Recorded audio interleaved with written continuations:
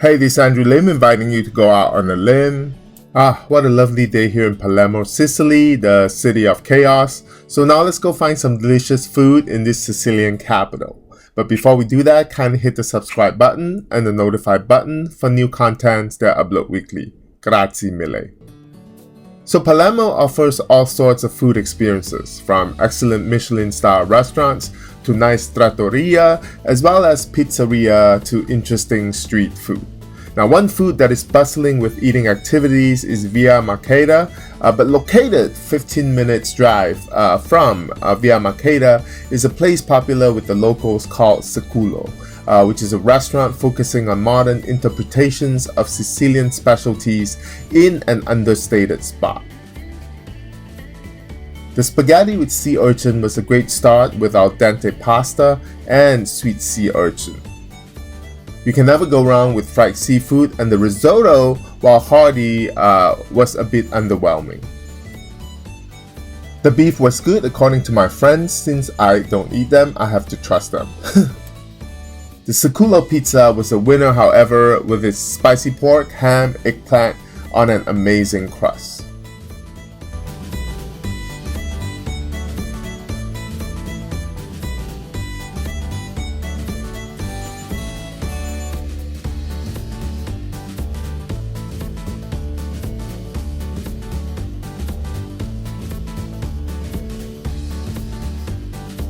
In the renovated high-tech setting of the Palazzo Castroni in the historic heart of Palermo, close to the Palermo Cathedral, Chef Carmelo Trentacosti serves up modern and elegant dishes with carefully selected flavors which are never overstated.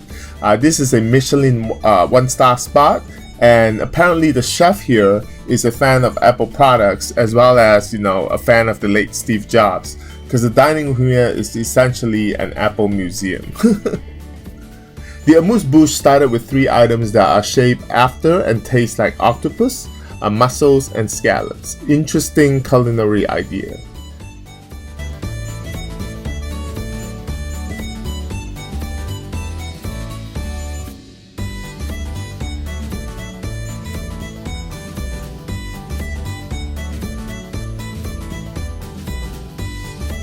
The appetizer of cuttlefish ravioli was great. So was the sea scallop pescaccio with the foam made with potatoes.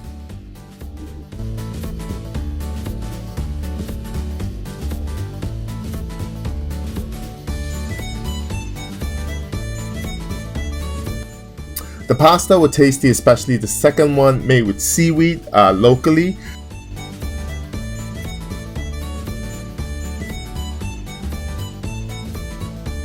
While the main dish of red mullet and pigeon meats were too beautiful to eat.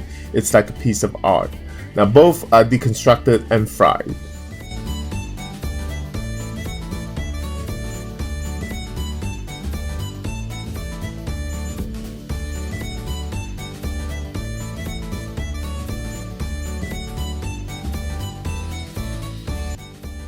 For desserts, we had the classic French dessert crepe Suzette that was made by the side of our table.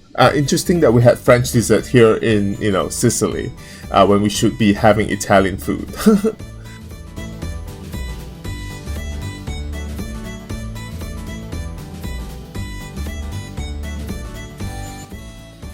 Overall, it's an amazing culinary experience with Chef Trentacosti and his amazing staff.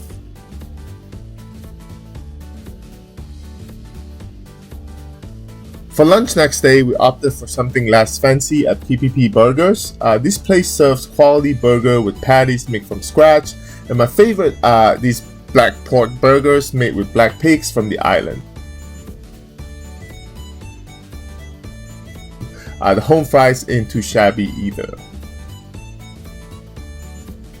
If you want some desserts made with ancient recipe, check out La Doceria di Santa Caterina. It was the place of the monastery in charge of making biscuits, stuffed buns, pancakes, jams, and so on in historical times. The sale of sweets represented an important source of income for the survival of the monastery. Now, the variety of desserts here is amazing, and the most popular items, to no one's surprise, is the giant cannoli that is made to order.